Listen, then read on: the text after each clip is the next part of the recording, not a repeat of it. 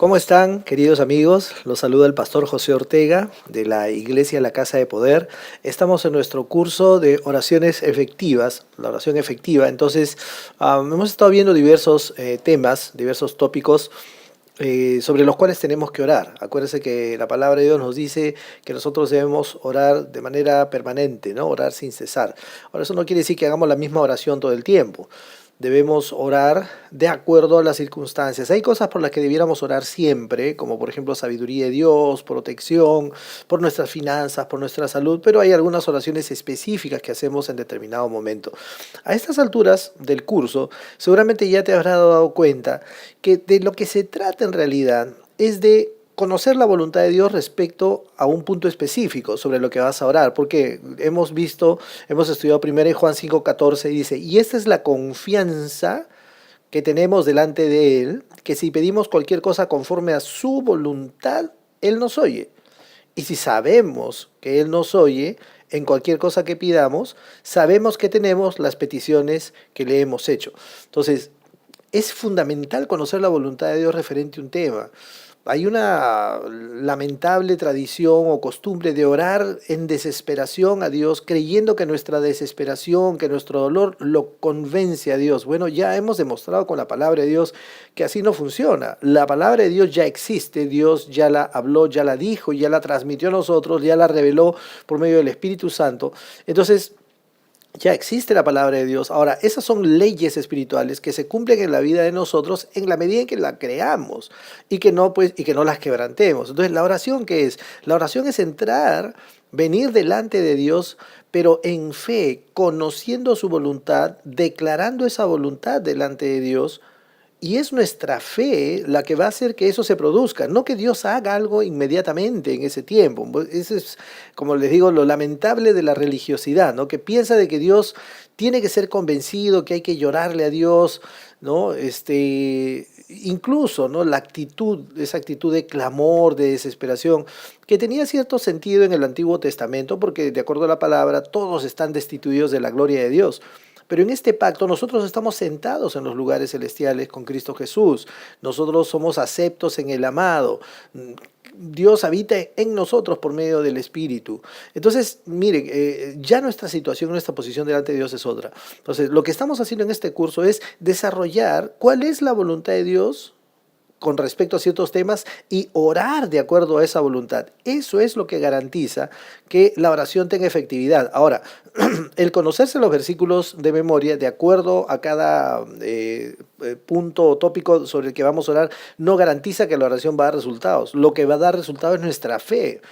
Porque acuérdense en Marcos 11:24 que el mismo Señor Jesús nos dice que cuando oremos y pidamos algo, creamos que lo recibimos y entonces nos será manifestado, nos será concedido, ¿no? En un versículo antes, Marcos 11:23, nos dice que lo que confesemos, lo que hablemos creyendo con todo nuestro corazón, eso va a suceder, ¿no? Entonces, por eso es importante que la oración se convierta en un acto de fe para nosotros. ¿Qué es primero? ¿Pedir y después tener fe? ¿O primero es tener fe y luego pedir? Definitivamente es primero tener fe, o sea, venir en fe, confiando en Dios. ¿Amén? Entonces, vamos a ver ahora en este episodio otro tópico importantísimo que es la oración por las autoridades. ¿Y por qué es importantísimo? Es más, de alguna manera quizá debimos empezar el curso una vez que ya hemos estudiado la estructura de la oración y ciertos principios fundamentales de la oración, hemos debido empezar con este tema. ¿Por qué? Porque el apóstol Pablo dice que esta oración por las autoridades debe ir primero. Miren, vamos a leer 1 Timoteo 2:1, dice lo siguiente. Exhorto pues ante todo que se hagan rogativas, oraciones, peticiones y acciones de gracias por todos los hombres. Entonces, eso se conoce como una intercesión, ¿no? Orar unos por otros. Dice, versículo 2, 1 Timoteo 2:2, por los reyes y por todos los que están en autoridad, para que podamos vivir una vida tranquila y sosegada, con toda piedad y dignidad, porque esto es bueno y agradable delante de Dios nuestro Salvador. Mire, qué importante y qué fundamental es esta oración, porque nosotros debemos entender que existe el sistema del mundo, ¿no? El mundo organiza sus cosas no de acuerdo a la palabra de Dios, no de acuerdo a la voluntad de Dios, sino de acuerdo a sus propios intereses, la vanidad de la mente, como se quiere. Cuando uno va a pedir un trabajo, no te preguntan versículos, no te preguntan si es que mandes una carta de tu pastor, ¿no? Entonces, obviamente que el mundo tiene su forma de organizarse. Jesús nos ha garantizado que Él ha vencido al mundo, es decir, con el poder espiritual. Es más, es nuestra fe la que vence al mundo, ¿no? Entonces, nosotros podemos tener éxito en este mundo, podemos tener victoria frente a los problemas de este mundo, pero en la medida en que nuestra espiritualidad realmente nos conecte al Dios verdadero, que conozcamos los principios espirituales de poder y nos fortalezcamos en el Señor y en el poder de su fuerza. De esa manera podemos realmente tener victoria en toda área. Entonces, ¿cómo podemos nosotros vivir quieta y reposadamente con toda honestidad y piedad? Como dice acá, ¿no? Tener una vida tranquila y sosegada con toda piedad y dignidad. Para poder vivir de esa manera, para que los cristianos vivamos en un lugar en el cual podamos vivir nuestra vida cristiana, necesitamos orar por las autoridades. Sabemos que de por sí existe ya una confrontación espiritual, ¿no? Pero no tenemos que asumir que necesariamente tenemos que vivir en confrontación y en persecución y tenemos que ser torturados. Depende mucho de nuestra oración. Esta oración por las autoridades es fundamental para que podamos vivir quieta y reposadamente con toda honestidad y piedad. Es decir, que podamos vivir nuestra vida cristiana sin tanta interferencia, sin tanta persecución. Es inevitable alguna persecución, pero no tenemos que, tampoco que mentalizarnos de que de todas maneras vamos a ser, ¿no? Rechazados, destruidos, perseguidos, ¿no? Entonces, esta oración es importantísima. El apóstol Pablo dice en 1 Timoteo 2:1 que se hagan rogativas, oraciones, peticiones y acciones de gracias por todos los hombres, por los reyes y por los que están en autoridad. ¿Para qué? Para que podamos vivir una vida tranquila y sosegada, con toda piedad y dignidad, porque esto es bueno y agradable delante de Dios nuestro Salvador. Entonces, esta oración es fundamental. Yo te recomiendo y recomiendo a todos los pastores que estén viendo esto, que siempre oren por las autoridades en sus iglesias. Esto es fundamental, esta oración. Vamos a ver un poquito más, ya que vamos después a hacer la oración, vamos a construir la oración, ¿cuál sería el cuerpo de la oración? Ya sabemos que empezamos siempre con acciones de gracias, con alabanza a Dios, así nos acercamos a Él con alegría, ¿no? Eso es lo que dice, que vengamos ante su presencia con alegría. Y luego viene el cuerpo de la oración, hay una estructura. Entonces, veamos qué cosa debiera tener esta oración en el cuerpo. Vamos a ir a Romanos 13:1, vamos a explicar esto, porque luego nuestra oración va a estar fundamentada en esto, ¿no? O sea, la confianza que tenemos es que conocemos su voluntad, ¿ok? No vale orar una oración, Señor, te pido por las autoridades de mi país. Esa oración no tendría ningún sentido, tiene una buena intención, pero no tiene el cuerpo, es decir, no tiene la confianza en la voluntad de Dios. ¿Cuál es la voluntad de Dios? Lo que vamos a leer en este momento. Romanos 13:1, mire lo que dice. Sométase toda persona a las autoridades que gobiernan, porque no hay autoridad sino de Dios. Mire, y las que existen por Dios son constituidas. Por consiguiente, el que resiste a la autoridad, a lo ordenado por Dios, se ha opuesto, y los que se han opuesto sobre sí recibirán condenación. No debe uno resistirse, rebelarse a la autoridad humana. Ojo, no es la posición de un cristiano. Jesús, cuando vino, no fue a hacerle la guerra, ¿no?, a los romanos. Se sometió, pagó impuestos, cumplía las leyes como tenía que cumplirla cualquier ser humano. Y eso es lo que dice la palabra de Dios. ¿Qué más? Miren lo que dice Romanos 13:3, porque los gobernantes no son motivo de temor para los de buena conducta, sino para el que hace el mal. ¿Deseas pues no temer a la autoridad? Haz lo bueno y tendrás elogios de ella. 4. Pues es para ti un ministro de Dios para bien. ¿Ok? ¿Qué cosa es? ¿Qué cosa es la autoridad? Un ministro de Dios para bien. Pero si haces lo malo, teme, porque no en vano lleva la espada. ¿Quién? La autoridad. Lleva la espada, pues es ministro de Dios, un vengador que castiga al que practica lo malo. Es decir, la autoridad humana tiene el respaldo de Dios para castigar al que practica lo malo. Luego vamos a conversar un poquito sobre esto, ¿no? Versículo 5. Por tanto, es necesario someterse no solo por razón del castigo, sino también por causa de la conciencia. Pues por esto también pagáis impuestos. Mira, los impuestos, porque los gobernantes son servidores de Dios dedicados precisamente a esto. pagad a todos lo que debáis, al que impuesto, impuesto, al que tributo, tributo, al que temor, temor, al que honor, honor. Entonces aquí está clarísimo, ¿no?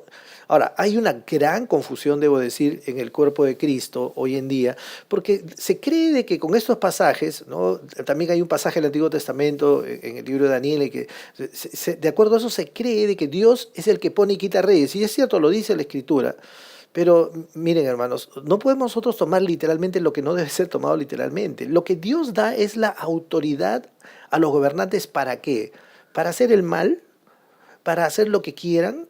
No, para hacer el bien. Aquí lo está diciendo claramente. Es un ministro de Dios para bien. Entonces, si sube un dictador, ese dictador tiene el respaldo y la autoridad de Dios para hacer qué cosa, de acuerdo a esto, para hacer el bien, no para hacer el mal. Nadie puede decir, ah, ya, subió un dictador, ¿no? Es un asesino, no es un genocida, pero Dios lo ha escogido. Dios no lo ha escogido. Ojo, tengan mucho cuidado. Una cosa es que Dios le dé el respaldo para que haga el bien, y otra cosa muy diferente es que Dios lo elija. Cuando nosotros tenemos elecciones democráticas, por ejemplo, y nosotros vamos a las urnas y nosotros elegimos, Dios va a respaldar nuestra elección. Nosotros hemos de decir, ahora tenemos que elegir a los gobernantes con un criterio. No siempre se presentan gobernantes cristianos, entonces escogeremos al menos enemigo de los cristianos, pero el que definitivamente es enemigo del cristianismo, de los principios espirituales, entonces a ese no vamos a votar por él. Tenemos que tener mucho cuidado y mucha inteligencia, ser guiados por el Espíritu para nuestras votaciones también.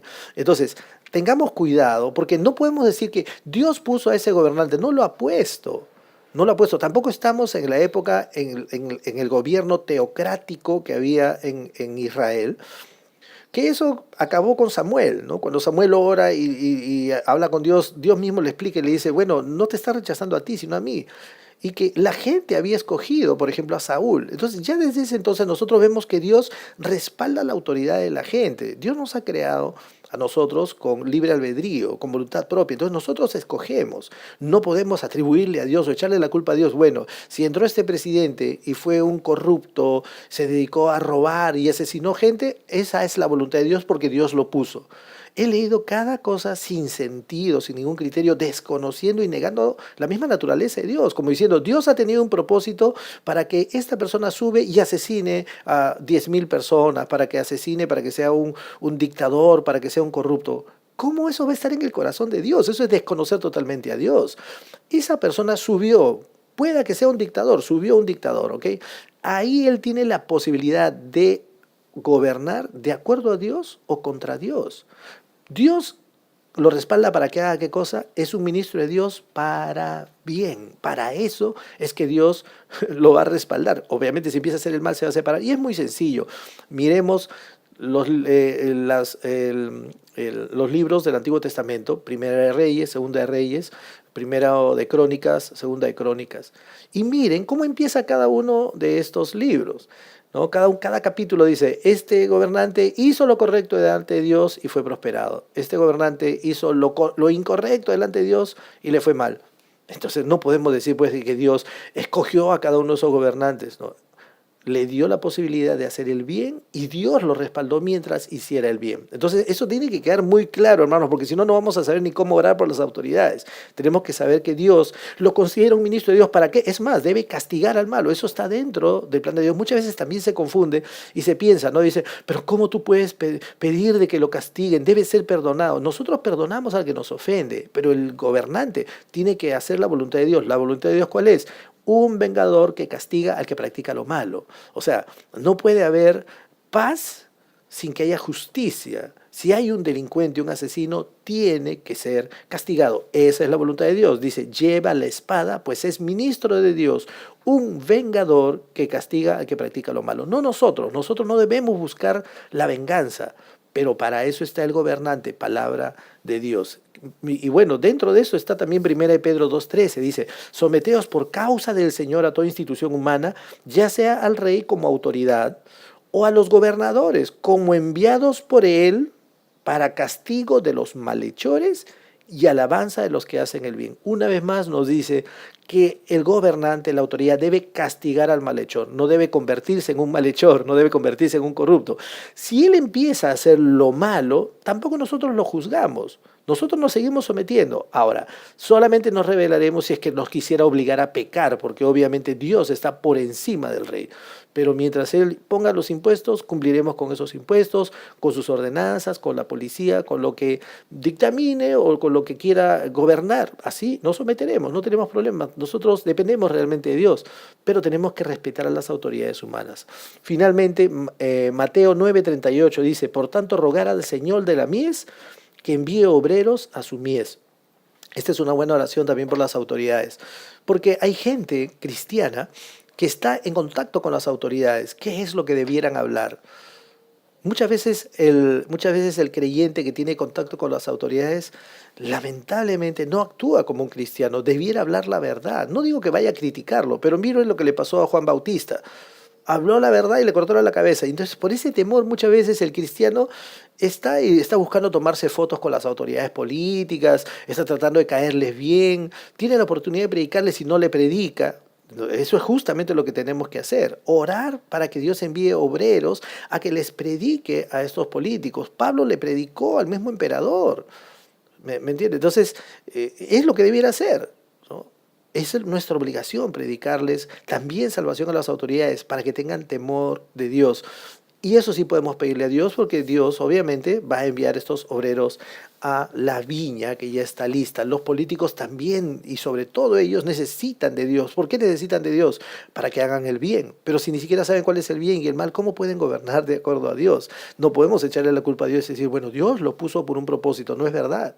Aquí muy claramente nos está diciendo que el propósito de Dios es que haga el bien. Si no hace el bien, no podemos decir que Dios tiene la culpa. No son robots, no son marionetas de Dios. Entonces nuestra oración tiene que tener esta voluntad de Dios expresada. Vamos a orar en este momento por las autoridades y te recomiendo que siempre lo hagas tú. Dice así. Padre, te damos gracias, venimos delante de tu presencia, Señor, sabiendo que tus oídos están atentos a las oraciones de los justos. Gracias, Padre, porque tú eres todopoderoso, tú nos amas, tienes planes de bienestar para nosotros. Venimos con confianza delante de tu trono, Señor, sabiendo que alcanzamos gracia y hallamos misericordia para el oportuno socorro. Bendito Dios, gracias, Padre, que nuestra confianza es que conocemos tu voluntad y si conocemos tu voluntad, tú nos oyes. Y ya que nos oyes, tenemos las peticiones que te hacemos, conforme nos ha enseñado pues el Señor Jesús. Y nos dice tu palabra, Señor, gracias Dios. Venimos a orar por las autoridades, por todas las personas en eminencia, por todas las personas que están en autoridad, bendito Dios. Oramos porque sabemos que ellos son servidores tuyos, son servidores de Dios para hacer el bien. Oramos, bendito Dios, sabiendo que tú pones el querer y el hacer por tu buena voluntad, Señor, que tú quieres que ellos hagan el bien, que persigan a los malhechores. Oramos por ellos, oramos por la policía, por ejemplo, Padre, te damos gracias por ellos. Oramos que tú los proteges del mal, bendito Dios, de las balas, de asesinatos, de las reacciones de los malhechores en contra de los policías. Oramos, Señor, a favor de las autoridades para que ellos tengan temor de Dios y puedan gobernar de acuerdo a la voluntad de Dios. Por lo cual es imprescindible, bendito Dios, que te pidamos que envíes obreros, Señor, cristianos de buen testimonio, llenos de tu espíritu para predicarles a las autoridades, porque de acuerdo a tu palabra ellos son servidores de Dios para hacer el bien. Entonces necesitan conocer qué es el bien, cuál es el bien para Dios. Oramos por estas autoridades en este momento. Tu palabra dice que mientras hacemos esto, podemos vivir quieta y reposadamente con toda honestidad y piedad. Pedimos, Señor, por el presidente de la República, por los ministros, por los alcaldes, por toda autoridad humana, porque sabemos que nosotros nos sometemos a ellos. Te pido, Señor, también sabiduría cada vez que hay elecciones. Pedimos sabiduría para todos los votantes cristianos, para que sepan escoger aquellos que son más temerosos de Dios. Quizá no todos son cristianos los que están postulando, pero por lo menos podemos saber quiénes son más temerosos de Dios y debemos elegirlos a ellos, porque para ellos será mejor y más fácil poder complacer a Dios, conocer la voluntad de Dios y hacer el bien, porque son servidores de Dios para hacer el bien. Oramos entonces por estas autoridades, creemos que recibimos el beneficio de esta oración y te damos gracias, Padre, en el nombre de Jesús, nuestro Señor y Salvador. Muchas gracias, hermanos. Ya nos vemos en el siguiente episodio de nuestro curso de oraciones efectivas. Nos vemos. Soy el pastor José Ortega. Bye.